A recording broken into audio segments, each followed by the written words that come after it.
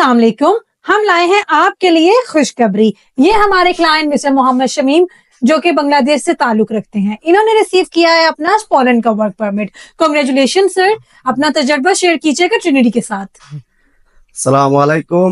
तो আমি বাংলাদেশকে আদমি আমার এই অল্প সময়ের মধ্যে আমার ওয়ার্ক পারমিট আসছে। তো আপনারা সবাই এখানে আসতে চাইলে আপনারা আসেন, সমস্যা নাই, কোনো টেনশন নাই। তো আপনারা এখন আসেন, এখানে অনেক ভালো কাজ চলে, বা আপনারা অতি জলদি মানে পুলেন বা অনেক কান্ট্রি আছে, বা আপনারা যাইতে চাইলে তা আপনারা আসেন।